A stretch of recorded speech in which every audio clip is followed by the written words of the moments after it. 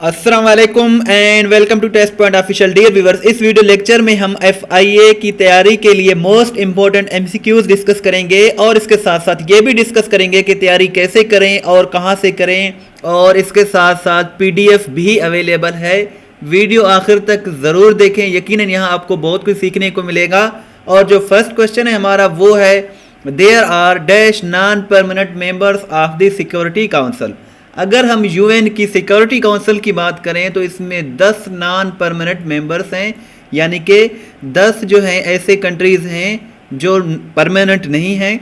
अगर हम permanent members की बात करें तो 5 ऐसी कंट्रीज़ हैं दुनिया में जो UN सिक्योरिटी काउंसिल की परमानेंट मेंबर्स हैं, जिनमें चाइना, फ्रांस, रशिया, UK और यूनाइटेड स्टेट्स ऑफ अमेरिका शामिल हैं। ये 5 परमानेंट मेंबर्स हैं और इनके साथ साथ इनको वीटो पावर का इख्तियार भी हासिल है, यानी कि इन 5 कंट्रीज़ के अलावा दुनिया में कोई भी ऐसा कंट्री नहीं है जिसको वीटो पावर का इख्तियार हो।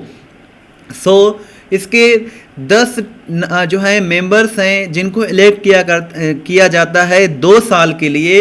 वो परमानेंट मेंबर्स नहीं हैं, लेकिन उनको 2 साल के लिए as a non permanent member का ओहदा दिया जाता है या फिर इनको इलेक्ट किया जाता है 2 साल के लिए। और इसके साथ साथ ये भी क्वेश्चन पूछा जाता है कि सबसे ज़्यादा वीटो पावर, वीटो वर्ड का मतलब होता है रिजेक्ट करना, किसी चीज़ को रिजेक्ट करना, किसी चीज़ पर इनकार करना। तो ये भी क्वेश्चन पूछा जाता है कि सबसे ज़्यादा वीटो पावर का इस्तेमाल किसने किया है, तो उस कंट्री का नाम है रशिया। रशिया ने इन 5 ममालिक में सबसे ज़्यादा वीटो पावर का इस्तेमाल किया है। रशिया का कैपिटल है मॉस्को, चाइना का कैपिटल है बीजिंग, फ्रांस का कैपिटल है पेरिस, UK का कैपिटल है लंदन और यूनाइटेड स्टेट्स ऑफ अमेरिका का कैपिटल है वाशिंगटन। ये सारे इंपॉर्टेंट क्वेश्चंस हैं एग्ज़ाम पॉइंट ऑफ व्यू से। और जो नेक्स्ट क्वेश्चन है हमारा वो है, Nelson Mandela died in Johannesburg on. Nelson Mandela की अगर हम बात करें तो नेल्सन मंडेला 5 दिसंबर 2013 को इंतकाल कर गए। और Nelson Mandela first south African president थे, यानी कि इससे पहले नेल्सन मंडेला से पहले कोई भी साउथ अफ्रीका का ऐसा प्रेसिडेंट नहीं था जो ब्लैक था, यानी कि स्याह फाम था। यानी कि ये पहले स्याह फाम सदर थे जो 1994 से लेकर 1999 तक साउथ अफ्रीका के प्रेसिडेंट रहे थे। और इसके साथ साथ ये भी क्वेश्चन पूछा जाता है कि इन्होंने कितने बरस तकरीबन जेल काटा, तो इन्होंने तकरीबन 27 बरस जेल काटा, जेल में रहे थे। और ये भी क्वेश्चन पूछा जाता है कि इनको कब नोबेल प्राइज़ दिया गया था। नोबेल प्राइज़ जिसे दुनिया का सबसे बड़ा अवार्ड कहा जाता है, इनको दिया गया था नेल्सन मंडेला को 1993 में। तो ये सारे इम्पोर्टेंट क्वेश्चंस हैं। नोबेल प्राइज़ इनको मिला था 1993 में, किस शोबे में मिला था? पीस के लिए, यानी कि अमन के लिए, अमन बरकरार रखने के लिए इनको नोबेल प्राइज़ दिया गया था 1993 में। ये सारे इंपॉर्टेंट क्वेश्चन से एग्ज़ाम पॉइंट ऑफ व्यू से। आगे बढ़ने से पहले एक छोटी सी रिक्वेस्ट है कि हमारे चैनल को ज़रूर सब्सक्राइब करें, इसमें आप ही का फ़ायदा है। बिकॉज FIA या फिर किसी भी जॉब की तैयारी के लिए इस तरह की अच्छी वीडियोस हम डेली बेसिस पर रात 8 बजे अपलोड करते हैं। और जो नेक्स्ट क्वेश्चन है हमारा वो है, सिनोनियम ऑफ रैम्पेंट। अगर हम रैम्पेंट की बात करें तो रैम्पेंट एक ऐसा वर्ड है जिसका सिनोनियम है एक्सेसिव। रैम्पेंट का मतलब है बकसरत, यानी कि किसी चीज़ की कसरत हो, कोई चीज़ ज़्यादा मिकदार में हो, ज़्यादा तादाद में हो, तो उधर हम रैम्पेंट लगाते हैं। और एक्सेसिव का भी मतलब होता है हद से ज़्यादा, कसरत से होना, किसी चीज़ का ज़्यादा होना। Excessive is the synonym of rampant. Next question है हमारा, his father said we must have a party to celebrate your promotion. ये डायरेक्ट स्पीच है, इसको अगर हम इनडायरेक्ट में करें तो ये सेंटेंस बनेगा, हिज फादर सेड दैट। यहाँ जो इन्वर्टेड जो कामाज हैं ये इनडायरेक्ट स्पीच में ख़त्म हो जाते हैं और यहाँ दैट लगता है, इसीलिए दैट आया है। वी चेंज होता है दे में, तो यहाँ दे आया है। They must have a party to celebrate his promotion, ये इसका करेक्ट इनडायरेक्ट स्पीच होगा। नेक्स्ट क्वेश्चन है, name the viceroy whose time has been described as the seeding time of Indian nationalism. उस लॉर्ड का नाम था, उस वाइसराय का नाम था लॉर्ड लिटन। लॉर्ड लिटन को या लिटन का जो टाइम था, जो इरा था, जो ज़माना था, उसको कहा जाता है seeding time of Indian nationalism. Next question है हमारे पास, Ariana is an airline of which country. अगर हम आरियाना की बात करें तो आरियाना यहाँ आप देख सकते हैं, आरियाना अफ़गान एयरलाइंस। सो आरियाना जो है एयरलाइन है अफ़गानिस्तान का, और आरियाना जो है लार्जेस्ट और ओल्डेस्ट एयरलाइन है अफ़गानिस्तान की। अगर हम अफ़गानिस्तान की बात करें तो अफ़गानिस्तान पाकिस्तान का पड़ोसी मुल्क है, जो कि एक लैंडलॉक्ड कंट्री है, जिसकी पॉपुलेशन अराउंड 3.5 करोड़ है। और इसके साथ साथ ये भी बताता चलूँ आपको कि अफ़गानिस्तान का जो कैपिटल है वो है काबुल, यानी कि Kabul is the capital of Afghanistan. Next question we have CIA stands for. If we talk about CIA stands for Central Intelligence Agency. ये यूएसए का एक यूएसए की एक एजेंसी है, और इसका जो फुल फॉर्म है वो है सेंट्रल इंटेलिजेंस एजेंसी।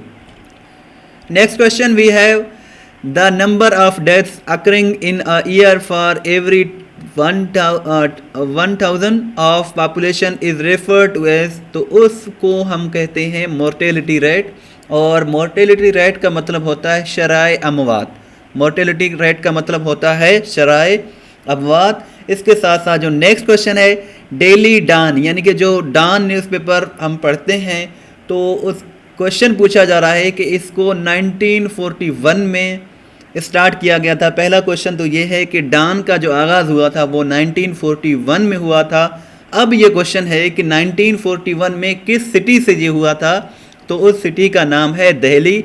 दिल्ली से ये स्टार्ट हुआ था। और जो डॉन है, इसके जो फाउंडर हैं वो हैं कायदे आज़म मोहम्मद अली जना, और इनका डॉन का आगाज़ हुआ था 26 अक्टूबर 1941 को। और जो नेक्स्ट क्वेश्चन है हमारा, सिनोनियम ऑफ लेथल इज़। लेथल की अगर हम बात करें तो लेथल एक ऐसा वर्ड है जिसका मतलब होता है नुकसानदा, जानलेवा या ख़तरनाक। सो लेथल अटैक एक वर्ड है। लेथल अटैक आपने ये सुना होगा। लेथल अटैक का मतलब होता है डेडली अटैक, फेटल अटैक या फेटल स्ट्राइक। तो इसका मतलब होता है ख़तरनाक हमला या फिर नुकसानदेह हमला या जानलेवा हमला। तो लेथल का जो सिनोनियम है वो है फेटल। और जो नेक्स्ट क्वेश्चन इस्लामियात के रिलेटेड है, विच सूरा of the Holi Quran mainly explains the oneness of Allah Almighty. तो उस सूरा का नाम है सूरा अखलास। सूरा अखलास जो है ये अल्लाह की एक होने के बात करता है, एक्सप्लेन करता है इसको। तो सूरा अखलास का मतलब जो होता है वो है प्योरिटी, यानी कि सूरा इखलास का मतलब होता है प्योरिटी, खालिसपन आप जिसे कह सकते हैं उर्दू में। सो इस्लामियात का एक इम्पॉर्टेंट क्वेश्चन है। और जो नेक्स्ट क्वेश्चन है हमारा, यूनिवेक इज़।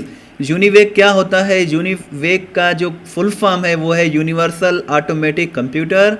और ये जो था ये डिसकंटिन्यूड हो गया था 1986 को, यानी कि ये एक किस्म की आप मशीनरी कहते हैं जो कंप्यूटर के लिए यूज़ होता था, अब नहीं होता है। तो इसका फुल फॉर्म है यूनिवर्सल ऑटोमेटिक कंप्यूटर। और आगे बढ़ने से पहले आपसे छोटी रिक्वेस्ट है कि पूरी जब वीडियो हो जाए तो लिंक पर जाएं और अपना टेस्ट लें कि अभी आपने वीडियो देखी है तो कितने सवालात आपको याद हो गए हैं। और इसके साथ साथ जो नेक्स्ट क्वेश्चन है हमारा वो है, the length of Pakistan and Afghanistan border is. अगर हम लेंथ की बात करें, लंबाई की बात करें पाकिस्तान और अफ़गानिस्तान के बॉर्डर की, तो वो है 2430 किलोमीटर। और ये भी क्वेश्चन पूछा जाता है कि पाकिस्तान और अफ़गानिस्तान के दरमियान जो बॉर्डर है उस बॉर्डर का नाम क्या है, तो उसे कहा जाता है दुरंद लाइन। Durand line. और इसके साथ साथ ये भी पूछा जाता है कि इसको कब इस्टेब्लिश किया गया था, तो इसे इस्टेब्लिश किया गया था 1893 को। ये आप देख सकते हैं कि ये पाकिस्तान का मैप है, ये अफ़गानिस्तान का मैप है, ये पाकिस्तान का मैप है। और ये रेड लाइन जो आप देख रहे हैं, ये रेड लाइन इसको कहा जाता है दुरंद लाइन।